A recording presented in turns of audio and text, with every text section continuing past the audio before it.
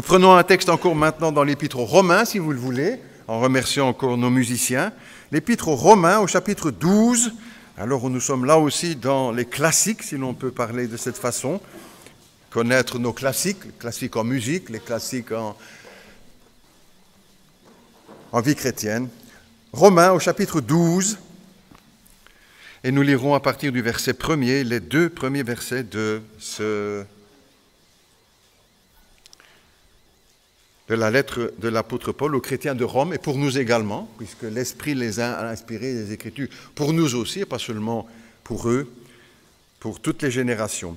Romains, au chapitre 12 et au verset 1er. « Je vous exhorte, écrit l'apôtre, conduit par le Saint-Esprit, je vous exhorte, frères, par les compassions de Dieu, à offrir vos corps comme un sacrifice vivant, saint, agréable à Dieu, ce qui sera de votre part un culte raisonnable. » Le culte, c'est l'offrande de notre corps au Seigneur, un sacrifice vivant. Verset 2. « Ne vous conformez pas, ne nous conformez pas au siècle présent, mais soyons transformés par le renouvellement de l'intelligence, afin que nous discernions quelle est la volonté de Dieu, ce qui est bon, agréable et parfait. » Jusque-là, les 2 lectures pour ce matin. Le premier texte que nous avons lu, l'épisode de Zachée, nous montre ce que Dieu accomplit dans les vies, la transformation qu'il accomplit dans nous, les changements qu'il accomplit dans nos vies, entre autres là, dans la vie de Zachée. On y reviendra dans quelques instants. Nous voici donc entrés dans une année nouvelle, ce n'est pas une révélation bien sûr, et nous ne savons pas ce qu'elle nous réserve. Nous avons beaucoup de projets, certainement, les uns et les autres, individuellement, en couple, en famille, en église, peut-être la société aussi dans laquelle vous travaillez, a des projets, des plans, des rendez-vous qui sont prévus dans nos agendas. J'aime bien le début de l'année quand on met déjà dans les agendas les rendez-vous importants, ceci, cela. Et puis aussi des objectifs que nous projetons pour chacun de nous. Mais nous ne savons pas ce qui se réalisera. Il y a un beau texte dans les Proverbes, dans la Bible, qui dit « Il y a dans le cœur de l'homme beaucoup de projets, mais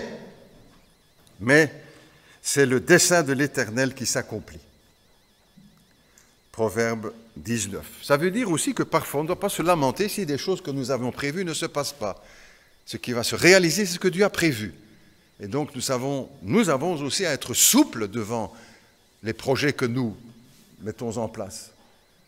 C'est ce que Dieu a prévu qui s'accomplit. Et Dieu merci, parce que en repensant à certaines circonstances de notre vie, on dit « Si Dieu avait fait comme je l'ai demandé, ou si mes projets s'étaient réalisés, je serais dans le mur aujourd'hui. » C'est ce qu'il a prévu qui s'accomplit, bon, agréable et parfait.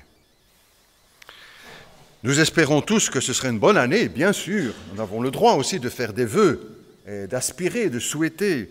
Nous avons le droit d'espérer aussi que notre santé sera bonne, parce que cela fait partie aussi de notre vie. Mais il y a aussi beaucoup de choses que nous ne savons pas et que nous ne devons pas chercher à savoir. La Bible nous dit en effet que les choses cachées sont à Dieu et les choses révélées sont pour les êtres humains, pour les hommes, les femmes. Il y a des choses cachées que nous ne devons pas essayer de savoir, de découvrir. Elles appartiennent à Dieu. Il est bon de rappeler aussi, probablement en ce début d'année, mais pas seulement au début d'année, mais à d'autres moments aussi de l'année, que la Bible nous met en garde contre cette volonté de découvrir l'avenir par des moyens qui sont malsains. Dans le Deutéronome, au chapitre 18, ces paroles « Qu'on ne trouve chez toi personne qui consulte ceux qui évoquent les esprits, disent la bonne aventure, personne qui interroge les morts, personne qui exerce le métier de devin, d'astrologue, d'augure, de magicien, d'enchanteur, car ceux qui accomplissent ces choses sont en abomination à l'Éternel. » C'est la formule la plus violente qu'il y ait dans l'Écriture. Ou avec Dieu a horreur, abomination, c'est le même sens. Dieu nous met en garde de ne pas avoir de contact avec les puissances des ténèbres, avec le monde des ténèbres, avec l'occultisme. Sous aucune façon, sous aucune forme. Aujourd'hui, parfois, les choses nous présentées tellement gentiment. Quel est mon avenir? Et là, je vais regarder dans l'horoscope. Mais ça rejoint ce que nous venons de dire.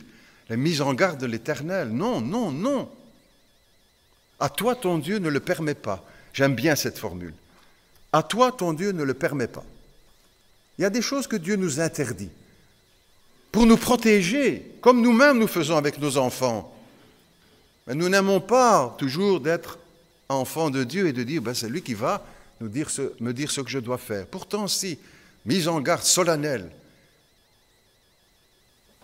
Tous ceux qui prennent la parole de Dieu au sérieux respecteront scrupuleusement cet interdit. Et sans avoir peur de le dire, mais oui, Dieu m'interdit des choses. Pour mon bien. Mais on a tellement difficile, parfois même en étant chrétien, d'accepter que c'est pour notre bien. Alors que nous, on sait tellement tout ce qui est bien pour nous et qu'on va décider nous-mêmes. Danger, danger. Tout ce que le chrétien doit savoir de l'avenir, c'est que cet avenir, il est dans les mains de Dieu. Point. Et s'il y a d'autres choses que Dieu nous a révélées au travers des prophéties, cela est clairement dit dans les Écritures, pas plus loin.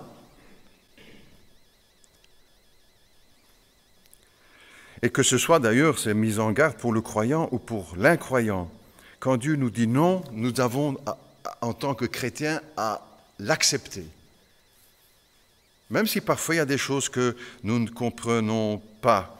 Beaucoup de ceux qui sont passés outre de cet interdit s'en sont mordus les doigts, ont gaspillé beaucoup d'argent, n'ont pas été éclairés, comme ils l'auraient espéré, et ont irrité Dieu.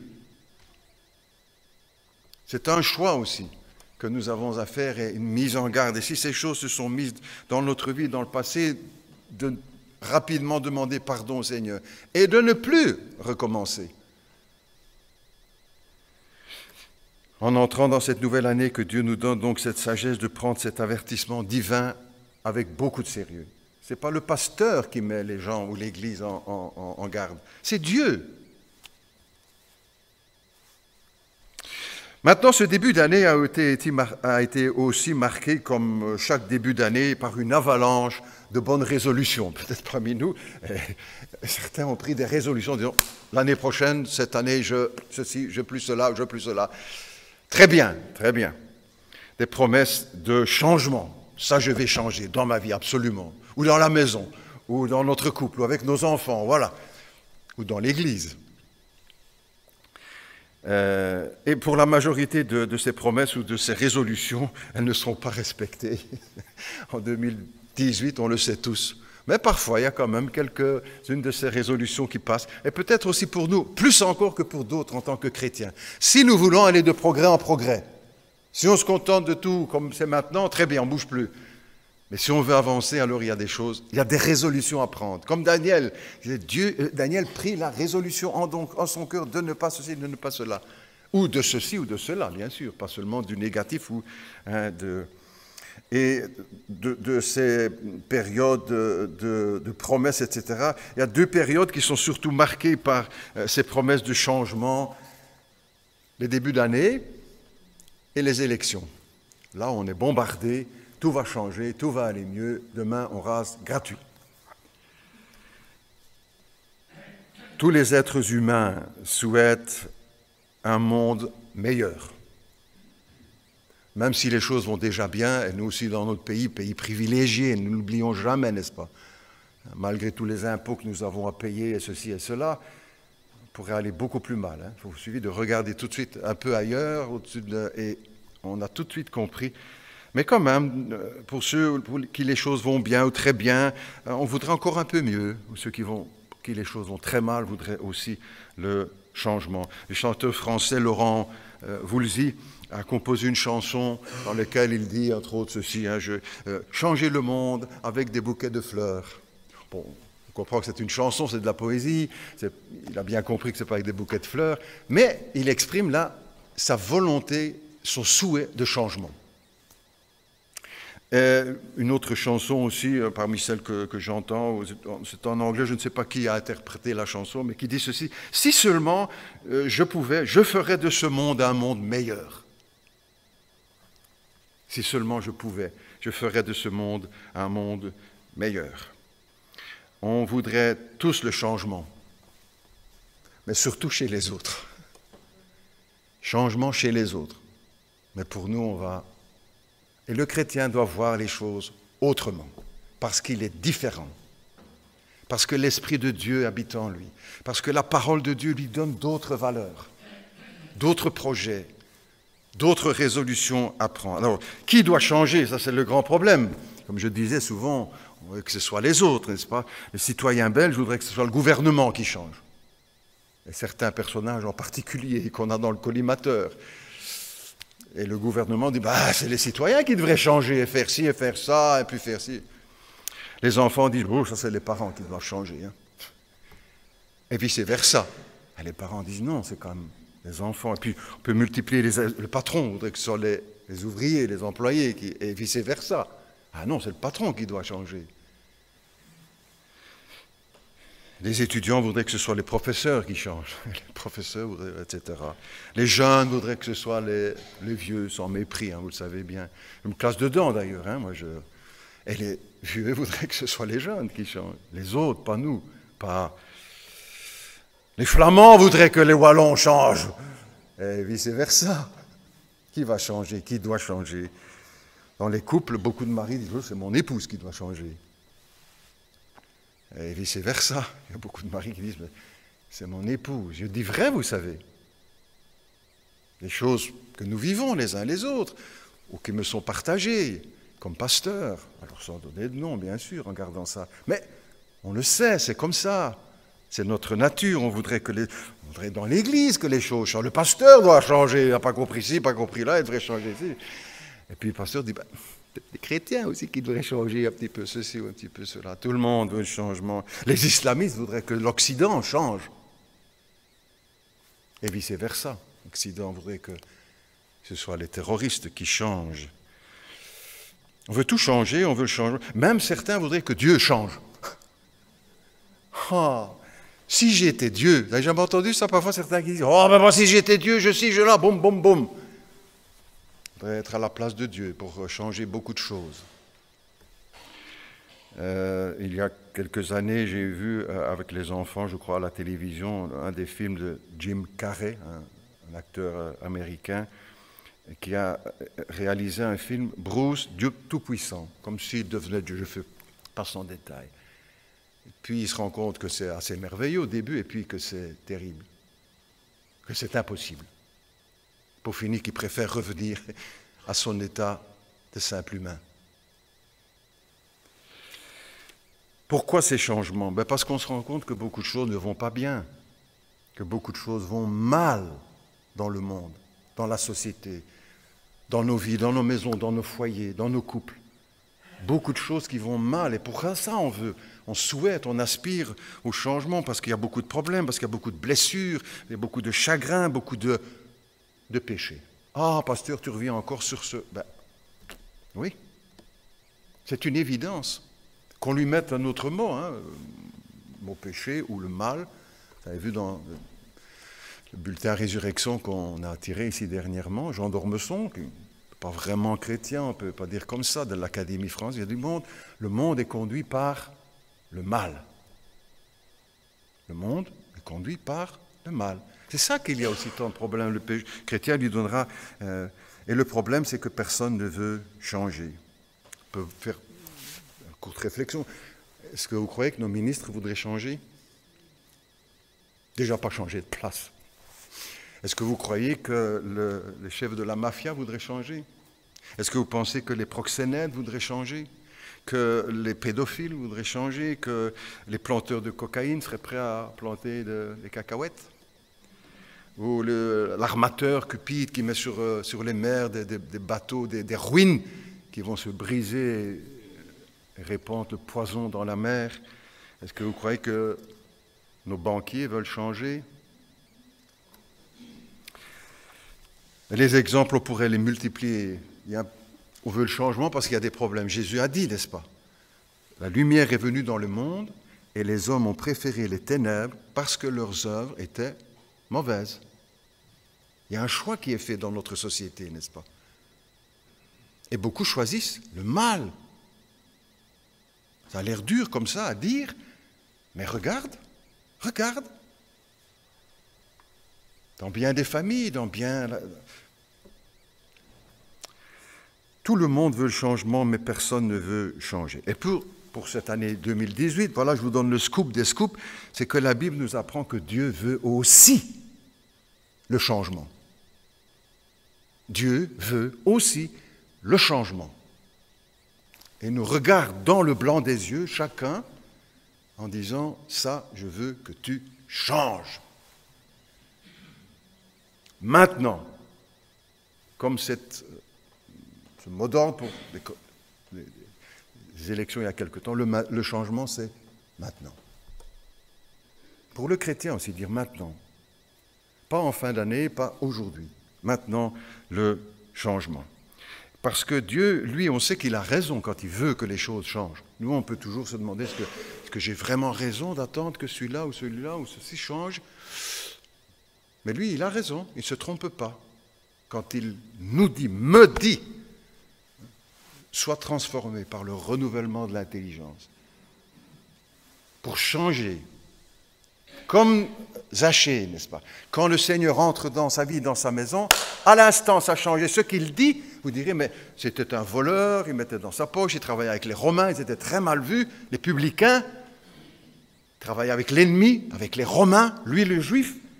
Mais quand il entre, quand Jésus entre dans sa maison, tout de suite, il dit, je donne. Il dit pas, je vais donner la moitié de ce que j'ai volé, etc. C'est fait, le changement, quand Jésus entre dans sa vie.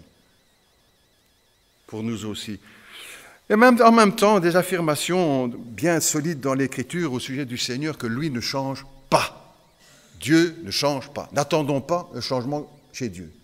Lui ne changera pas. C'est le Dieu de perfection.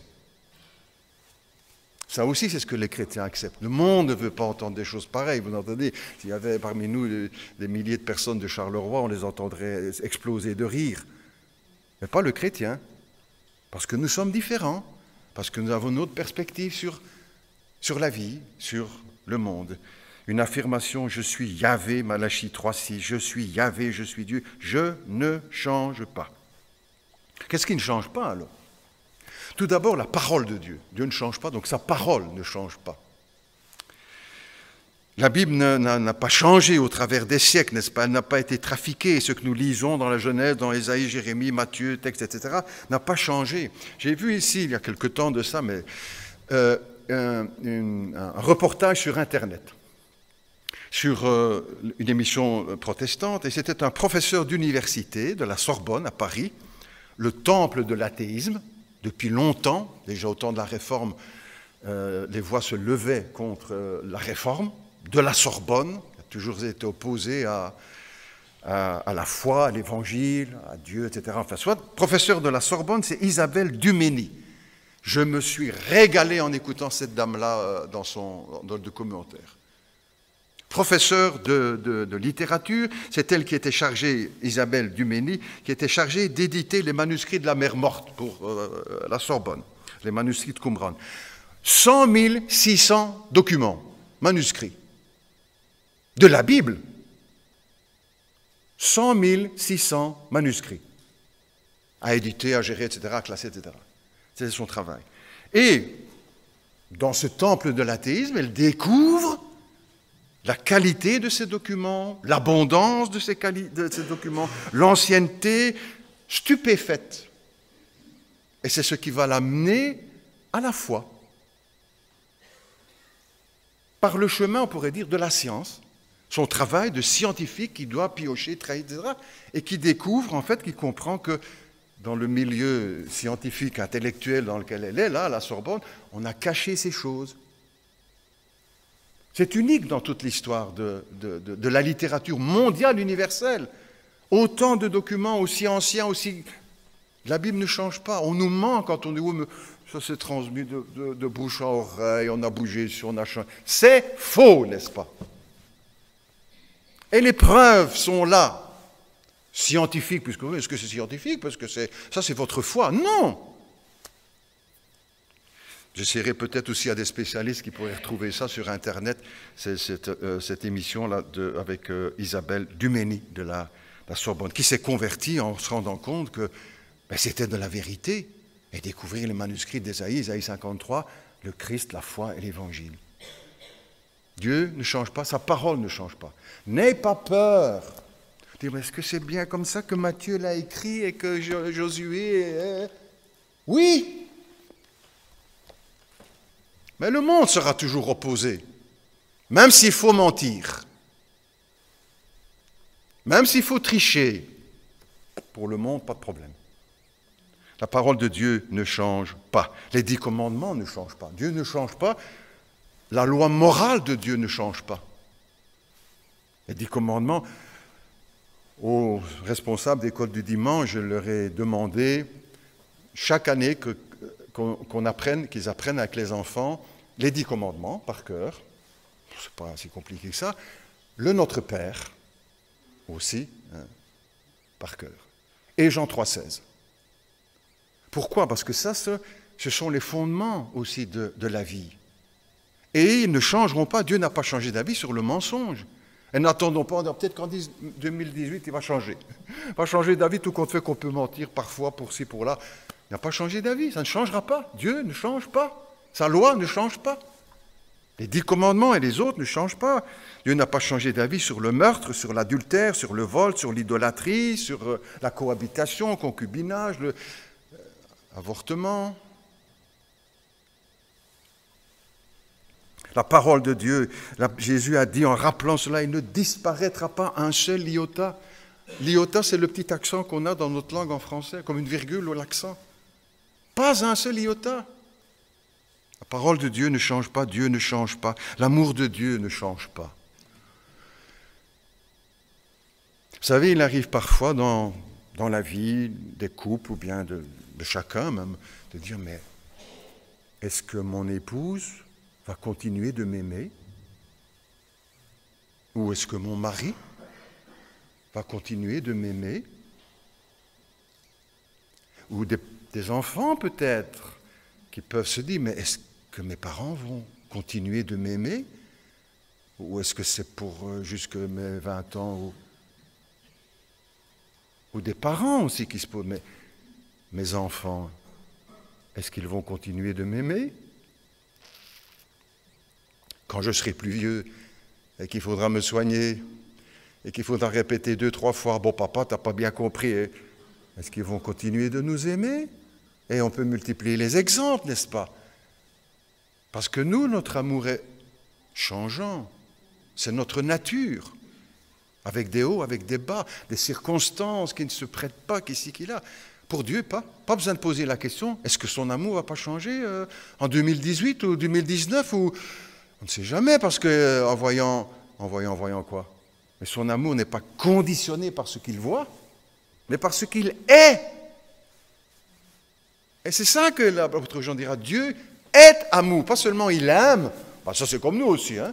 On aime, mais lui il est amour. Ça nous ne sommes pas nous. Hein? Son amour ne changera pas au travers des années.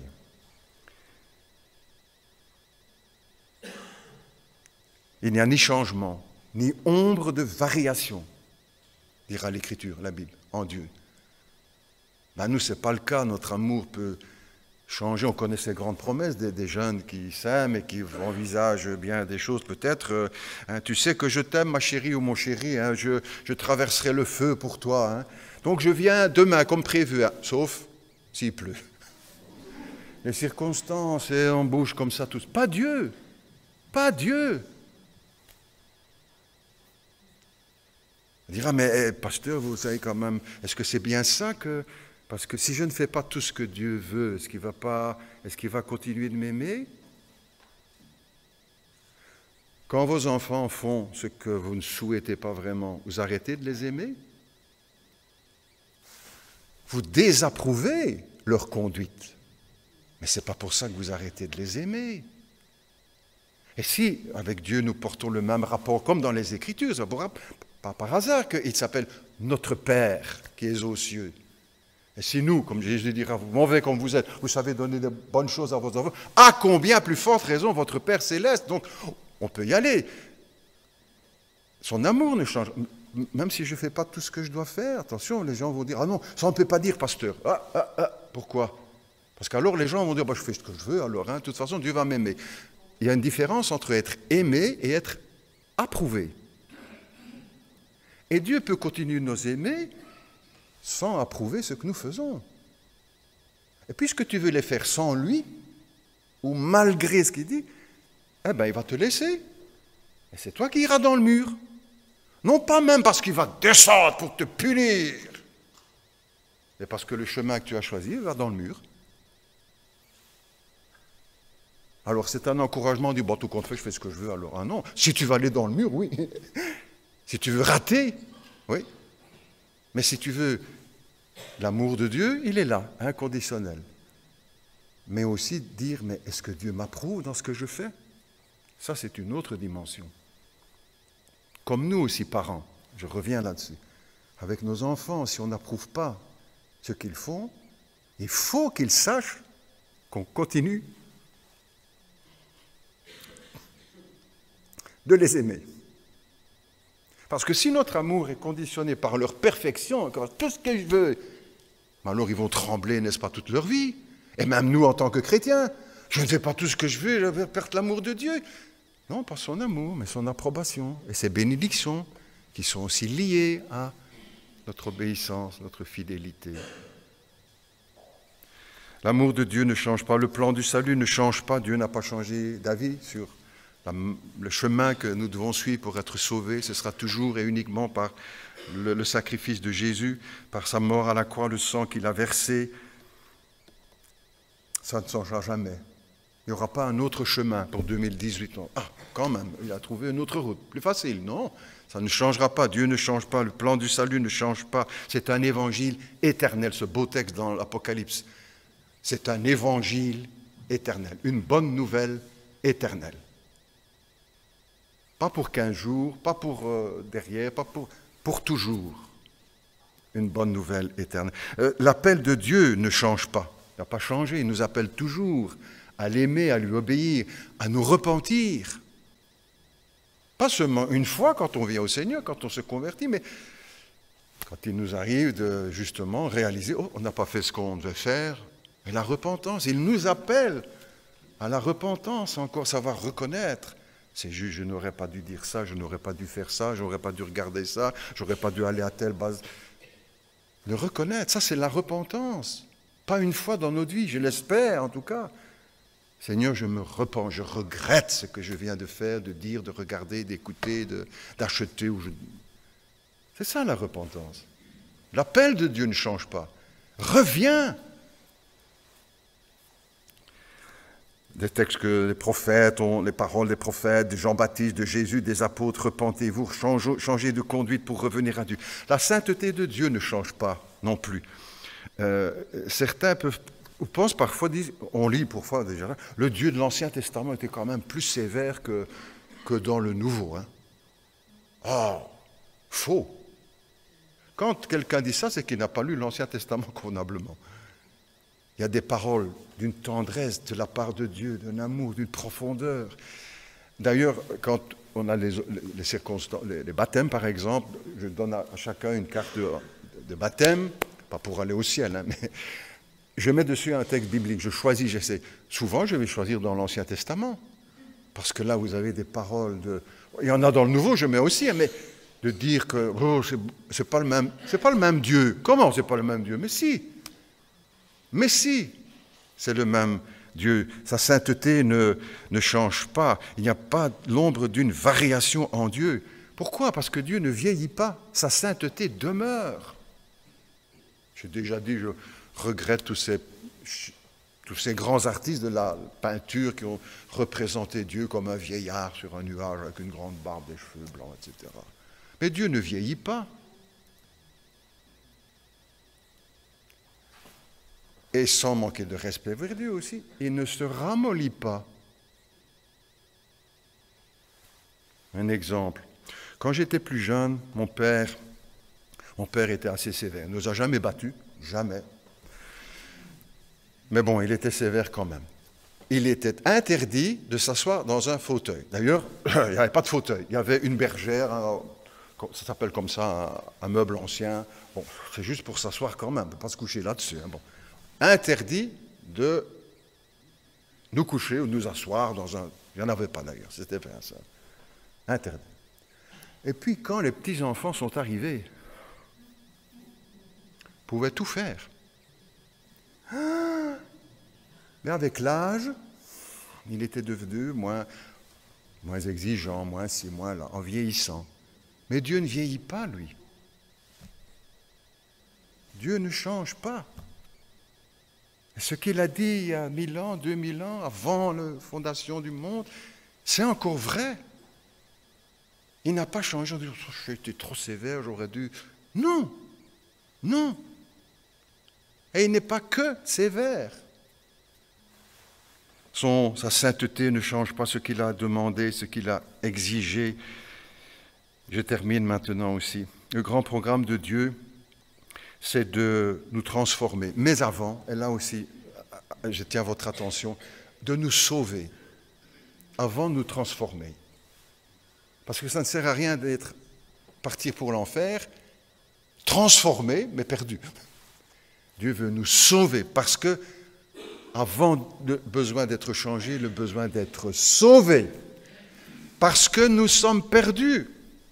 C'est des mots parfois qu'on n'entend même plus dans les églises. Hier, je parlais avec un monsieur qui me dit une église, elle a appris à Liège, soit qu'on ne connaissait pas, ni moi. On ne prêche plus ces mots-là, on ne peut plus dire le mot péché, on ne peut plus parler de beaucoup de choses. C'est interdit parce que dans la société, on ne peut pas parler de tout ça. Et que l'homme est perdu. Au XXIe siècle, dirais-je. Ben oui. Le plan du salut n'a pas changé. Ce que Dieu veut avant tout, c'est nous sauver. Et pas nous transformer. Nous sortir de la condamnation et de l'enfer. Et puis ensuite nous transformer. Comme j'ai mentionné tout à l'heure Zachée. La première chose qu'il fait, c'est aujourd'hui, le salut est entré dans cette maison. Première chose. Chez Zachée. Et ensuite, tout de suite après, les paroles de transformation. Seigneur, je donne la moitié, je règle les choses. Je change. Une fois que Dieu nous a sauvés. Et le danger, c'est de dire, je vais essayer de changer avant de venir à Dieu. Il faut que je change ça dans ma vie parce que je ne pourrai pas venir à l'église, il faut que je change ci, je ne pourrai pas... Je vais changer, je vais améliorer. Ne faites jamais ça. Ne faites jamais ça. Parce que cette force de transformation n'est pas en nous. Même si ça tient pendant un jour, 2 jours, une semaine, et après c'est fini. On connaît le dicton, chasser le naturel et il revient au galop. Il faut que Dieu nous transforme. Et pour ça, il faut qu'on soit à lui, sauvé. Et alors, il transforme notre vie pour sa gloire. N'attendons jamais, dire, je vais attendre d'être meilleur. Et puis je viendrai. Non, il ne viendra jamais alors. Jamais. Viens pour être sauvé, pour être pardonné, pour être enfant de Dieu. Et alors, Dieu transforme notre vie par son Esprit Saint qui habite en nous et qui nous donne la force de faire ce qu'on n'arrivait pas à faire avant. C'est ça que le chrétien découvre aussi. Avant, je n'arrivais pas. Ou bien je tenais pendant 2 jours, 3 jours et puis crac. Eh bien, maintenant, je tiens. Voilà des années que je tiens. Parce que l'Esprit de Dieu est en nous et qu'il nous donne la force de pouvoir. L'apôtre Paul dit, je puis tout par celui qui me fortifie. Mais sans lui, je ne peux rien. Donc c'est à lui qu'il faut venir avant de dire, je vais changer ceci et je vais changer cela. Vous savez aussi, ce qu'il faut rappeler, c'est que nous ne saurons pas changer le monde. Ce n'est pas le programme pour nous. Changer Charleroi, j'entends parfois ça. On va changer la ville, Dieu va changer, on va prier. Oui, c'est un beau souhait. Est-ce que c'est vraiment le plan de Dieu? C'est de nous appeler au salut et d'ensuite de transformer nos vies. Dernière réflexion, que devons-nous changer? C'est bien dire ceci, cela. Et c'est ça parfois la partie la plus douloureuse. Parce que sur le principe, on est tous d'accord. C'est juste, il y a beaucoup de choses qui doivent changer. Mais quand on vient un petit peu plus près, oui, comme le médecin, il dit, vous avez mal où? Ah ben là. Et quand il est toujours, oui. Me semblait ces personnes, bien sûr. Chaque cas est différent, mais des choses que nous avons changé, notre langage, notre vocabulaire. C'est une boue incroyable qui recouvre le monde maintenant, partout, à la radio, à la télévision, dans la presse, des chefs d'État, n'est-ce pas, qui parlent comme...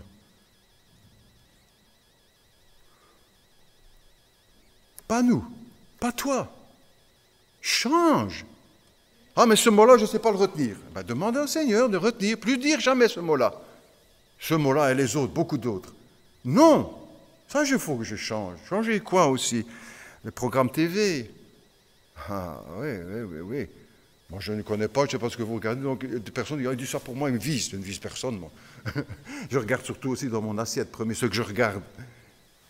Et puis la parole, changer ça.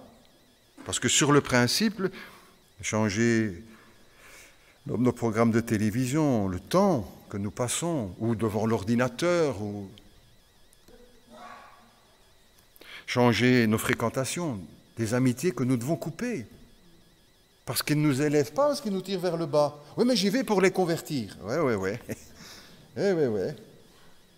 Amen.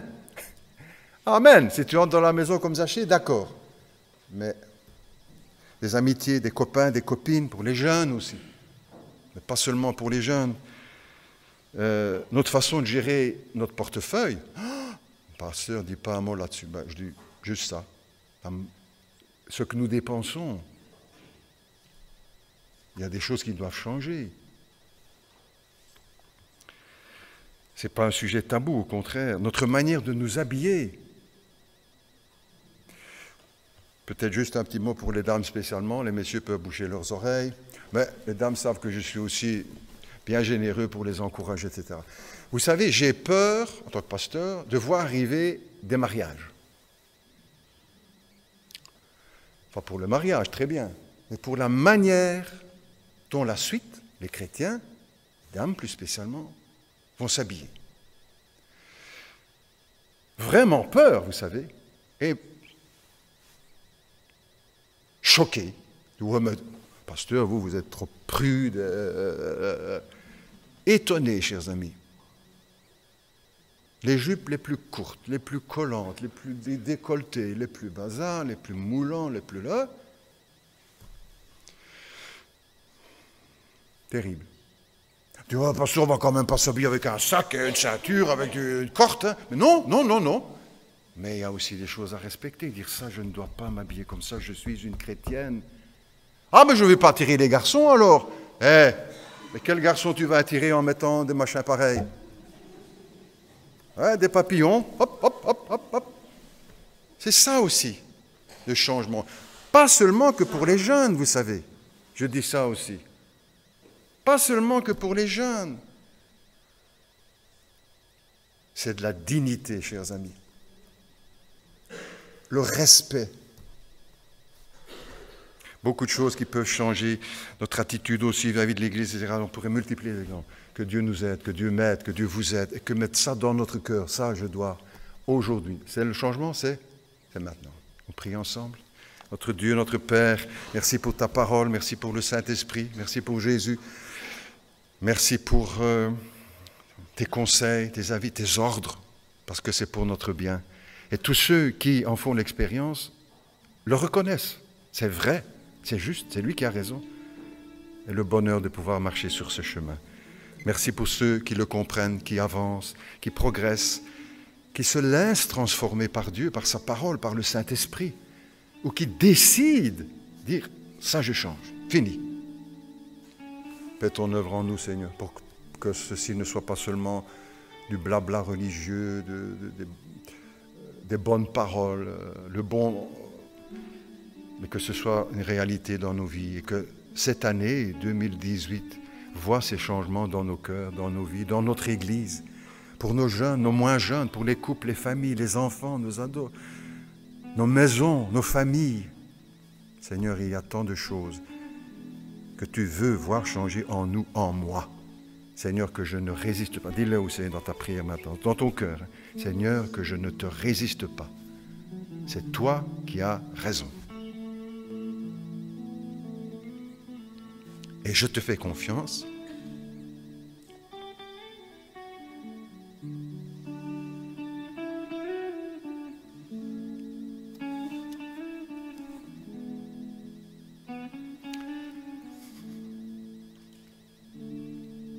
parce que tu m'aimes.